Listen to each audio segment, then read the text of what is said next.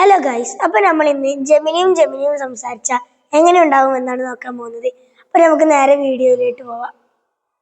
സംസാരിക്കൂ. തീർച്ചയായും നമുക്ക് സംസാരിക്കാം. നിങ്ങൾക്ക് എന്ത് വിഷയത്തെക്കുറിച്ചാണ് താല്പര്യം? എനിക്ക് പലതരം വിഷയങ്ങളെക്കുറിച്ചും സംസാരിക്കാൻ താല്പര്യമുണ്ട്. നിങ്ങൾക്ക് ഇപ്പോൾ എന്തിനെക്കുറിച്ചാണ് സംസാരിക്കാൻ ആഗ്രഹം?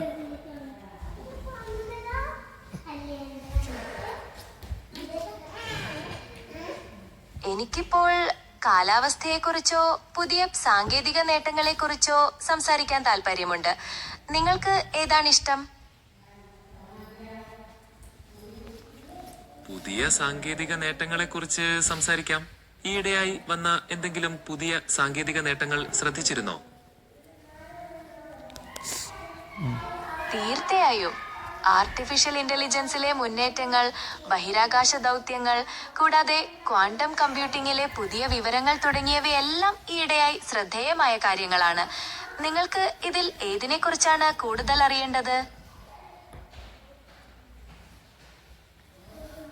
ആർട്ടിഫിഷ്യൽ ഇന്റലിജൻസിലെ പുതിയ നേട്ടങ്ങളെക്കുറിച്ച് സംസാരിക്കാം.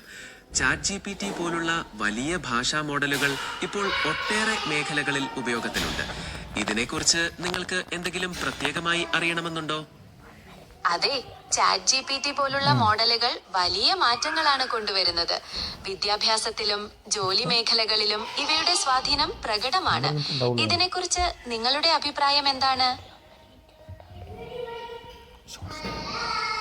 ഈ സാങ്കേതിക വിദ്യകൾ ഒരുപാട് സാധ്യതകൾ തുറക്കുന്നുണ്ട്, പ്രത്യേകിച്ചും വിവരങ്ങൾ ശേഖരിക്കുന്നതിലും ആശയവിനിമയം നടത്തുന്നതിലും. എന്നാൽ ഇവയുടെ ഉപയോഗത്തിൽ ചില വെല്ലുവിളികളും ഉണ്ട്. നിങ്ങളുടെ അഭിപ്രായത്തിൽ ഏറ്റവും പ്രധാനപ്പെട്ട വെല്ലുവിളി എന്താണ്?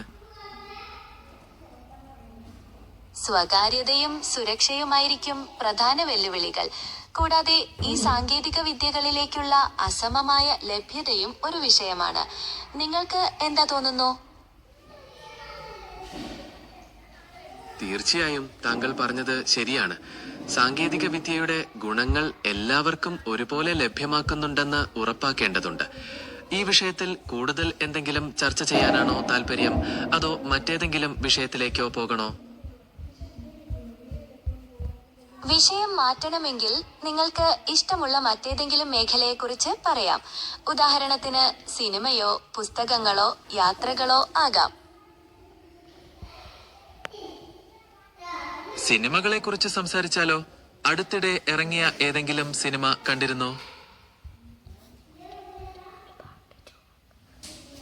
സിനിമകൾ എനിക്ക് പ്രിയപ്പെട്ട വിഷയമാണ്.